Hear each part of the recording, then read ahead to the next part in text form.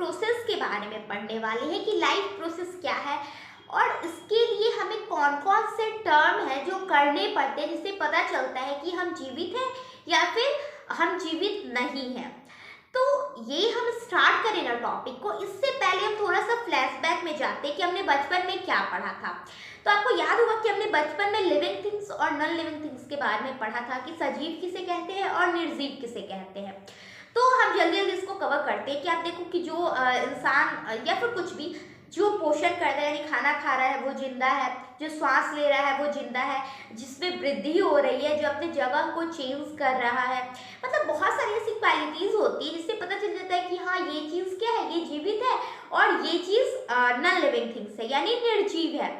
जैसे आप अपने आसपास देखो, अगर आपको दिख रहा है कि चिड़िया उड़ रही है, जो कुत्ते हैं वो भौंक रहे हैं, इंसान चल रहा है, पेड़ पौधे में क्या फ्लावर आ रहा है पेड़ में, तो आप कहते हो ना कि हाँ भाई ये सजीव है क्योंकि इसमें ये सारी एक्टिविटीज हम देख पा रहे हैं, मतलब ये सजीव है। और जैसे आप देखो कि कोई फोटो जो है वो आपका टंगा हुआ है, आपका जो फैन है, जो एसी है, जो कर्टेन्स लगे हुए हैं आपके घर में, जो हमारा मार्कर है, ये ऐसी कोई भी एक्टिविटीज करते हैं। आप देखो ये ना श्वास ले रहा है, ये ना खाना खा रहा है, कुछ ये कर रहा है नहीं कर रहा है, तो हम कहते हैं ये नॉन लिविंग है यानी निर्जीव है। तो कुछ क्वालिटीज होते हैं सजीव के और कुछ क्वालिटीज होते हैं निर्जीव के, जिस कारण हमें देख के ही पता चल जाता है कि क्या चीज सजीव है और क्या चीज निर्जीव है। तो ये आपका क्लियर हो गया। तो ये तो आपको पता होगा कि जो लाइफ प्रोसेस है यानी जो जैव प्रक्रम है ये सिर्फ सजीव करेंगे। अब निर्जीव को थोड़ी ही आप देखो कि वो ये ना बच्चा पैदा कर सकता है, जो लिविंग थिंग्स है उनमें ये क्वालिटी होती है कि वो अपने ही जैसे संतान को उत्पन्न कर सकते हैं। जैसे आप देखो गाय हो गया, कुछ भी आप देखो, पेड़ पौधे में भी देख लो, जो बहुत बड़ा पेड़ होता है उसके आसपास जब वो बहुत बड़ा हो जाता है तो छोटे छोटे पेड़ हो जाते हैं, यानी क्या है कि वो रिप्रोडक्शन कर रहा है, वहां पे प्रजनन या जनन कर रहा है, अपने जैसे संतान को उत्पन्न कर सकता है। लेकिन ये मार्कर में ये एबिलिटी है, अगर आप ये मार्कर को रख दोगे 500 साल भी रख दो फिर भी ऐसा है कि इसका छोटा मार्कर आ जाएगा, नहीं आएगा, क्योंकि इसमें ये एक्टिविटीज ये कर ही नहीं सकता क्योंकि ये नॉन लिविंग थिंग्स है और ये तभी करता है जब ये लिविंग थिंग होता है। ठीक है, अगर आप कोई पेड़ को रख दो, कोई दो जानवर को रख दो, मेल फीमेल को, तो वहां पे आप देखोगे कि कुछ दिन के बाद वहां पे उसका न्यू बेबी जो है वो आ जाता है। बट अगर आप दो मार्कर रख दे रहे हो, दो बुक रख रहे हो, तो छोटा बुक आपको थोड़ी मिल जाएगा।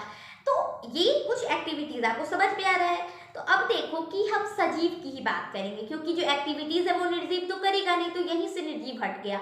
अब सजीव लेते हैं यानी लिविंग थिंग्स को लेते हैं। अब यहाँ पे आप देखो ना, इसको भी हम बहुत तरह से बांटेंगे और ये जो लाइफ प्रोसेस है ना, ये इसमें हम एक चैप्टर नहीं पढ़ने वाले हैं, मतलब इसका एक एक चैप्टर, जैसे पोषण, ठीक है, यानी न्यूट्रिशन, तो इस टॉपिक पे एक चैप्टर है आपका श्वसन, इस पे एक चैप्टर है रेस्पिरेशन करके, फिर जो आपका रिप्रोडक्शन है यानी जनन है ये एक चैप्टर है।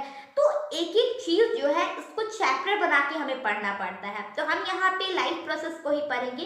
तो इसमें सबसे पहले हमें पोषण पढ़ना होता है कि पोषण क्या है। तो आप देखो हम लोग कहते हैं, जैसे आप देखो कि हम लोग तो बिहार से बिलोंग कर रहे हैं, तो आप देखो बिहार में बोला जाता है ना कि हाँ मैंने ये कुत्ता पाला है या फिर पोसा है, बहुत आपने सुना होगा कि हमने गाय पोसा है, भैंस पोसा है। पोसा बोले तो उसको हम लोग पाल चुके हैं, उसको हम लोग खाना खिला रहे हैं ना, मेन यही होता है। क्योंकि आप देखो कि ऐसा थोड़ी है कि हम रात को जितना भी हमारे इलाके में जो जानवर है सबको जाके खाना देते हैं, वैसे को तो नहीं देते, बट कोई खास ऐसा जानवर होता है जो आप अपने घर में रखते हो पाल के, तो उसको आप खाना देते हो सुबह शाम रात टाइम टू टाइम।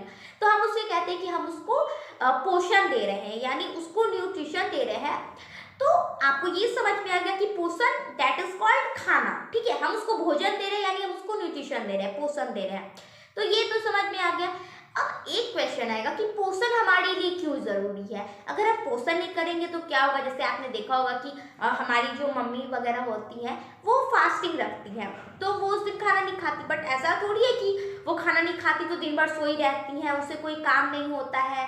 तो आप देखो कि आपने सुना होगा जो फास्टिंग रखते हैं ना, उनके आप मुंह से हमेशा सुनोगे कि आज एनर्जी बिल्कुल नहीं मिल रहा है, हमारा एनर्जी लेवल लो हो गया है, अब किसी काम में मन नहीं लग रहा है।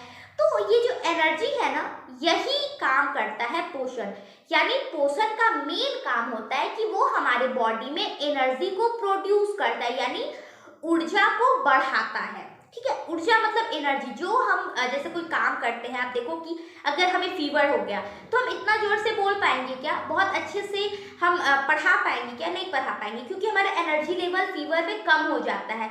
वहीं अगर हम बिल्कुल खा पी के एकदम तैयार हैं तो हम क्या है, ज़्यादा टाइम तक पढ़ सकते हैं, ज़्यादा टाइम तक पढ़ा सकते हैं, क्योंकि हमारा जो एनर्जी लेवल होता है ना वो उस वक्त बहुत हाई होता है खाना खाने के थोड़ी देर बाद।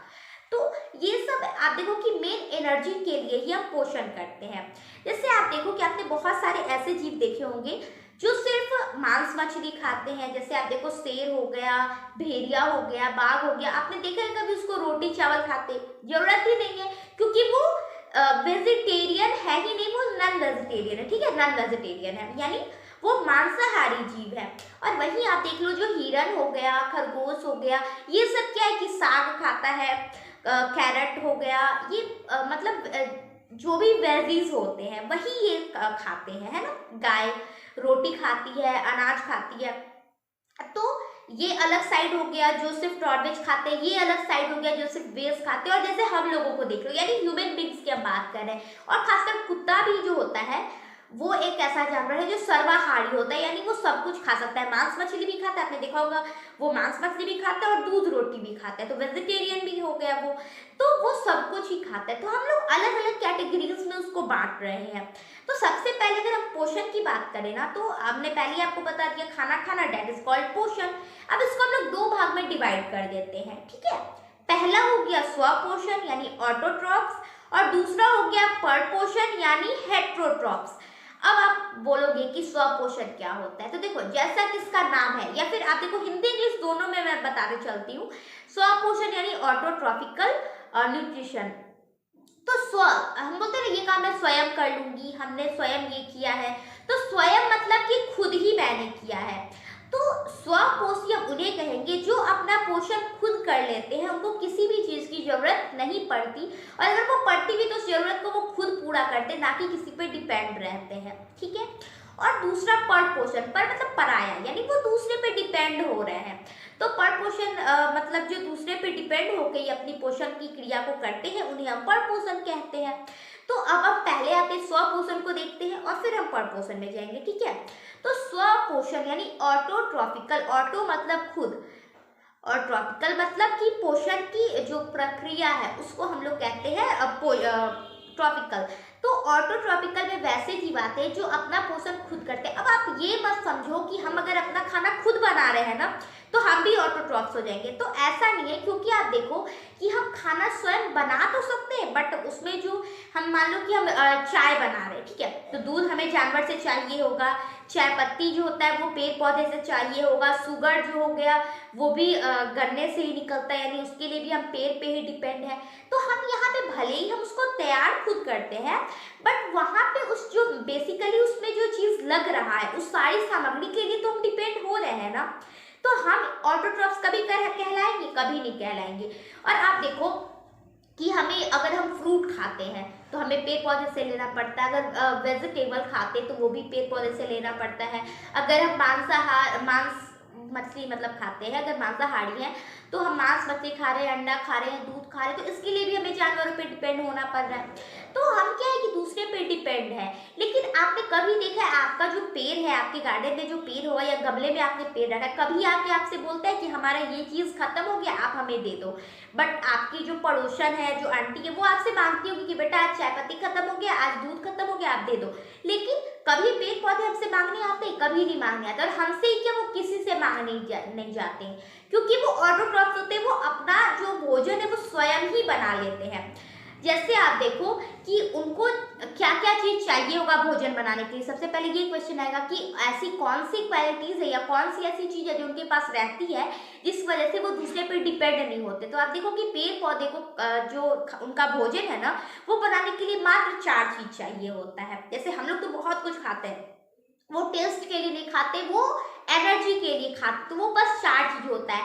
पहला सनलाइट यानी सूर्य का प्रकाश, जो कि सूरज से उन्हें मिल जाता है।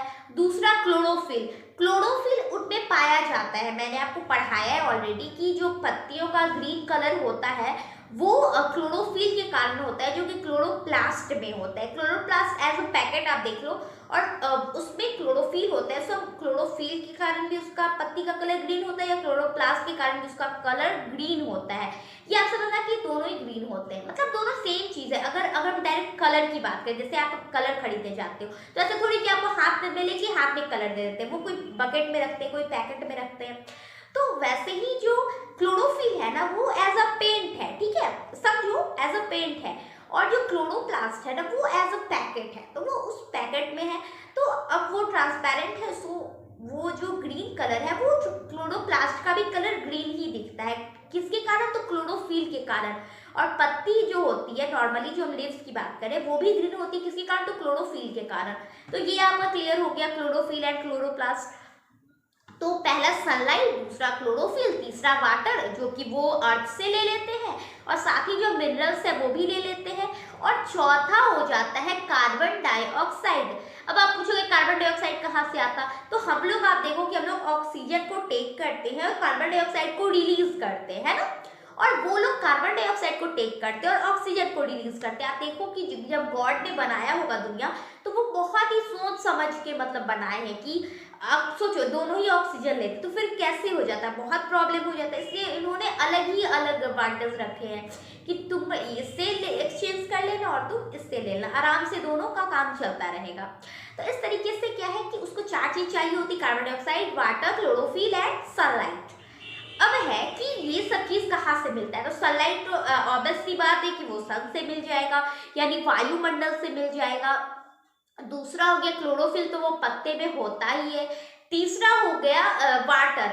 तो आप देखो कि हाँ, हम जो पौधे घर में रखते हैं उन्हें हम लोग पानी देते हैं, बट ऐसा भी नहीं है ना कि अगर आप पानी नहीं दोगे तो वो पेड़ पौधा सूख जाएगा। दुनिया में इतना सारा पेड़ है और सबको कोई पानी देने नहीं जाता है, बट सब पेड़ खुद ही डिपेंड है, वो अर्थ से अपने रूट के माध्यम से पानी को एब्सॉर्ब कर लेते हैं। तो वो वाटर वहीं से ले लेते हैं, और साथ ही पानी के साथ वो मिनरल्स को भी ले लेते हैं, ठीक है। तो ये हो गया, और क्लोरोफिल हो गया, कार्बन डाइऑक्साइड हो गया, सन हो गया, और क्या हो गया? क्लोरोफिल हो तो गया चारों। हमें पता चल गया कार्बन डाइऑक्साइड जो हम लोग रिलीज करते हैं वहां से ले लेते हैं। तो ये जो कुछ टर्म है आप समझ में आ गया होगा। और आगे जो पर्पस है ना, ये थोड़ा सा डिटेल में हम यहाँ पे जाएंगे, जैसे उसमें मृतजीवी पोषण, परजीवी पोषण, प्राणी संपोषण, और आगे बहुत कुछ है। सो आप बायो की सीरीज में हमारे बने रहो, और नेक्स्ट वीडियो में आपको बहुत ही जल्द अपलोड कर दूंगी। Thank you.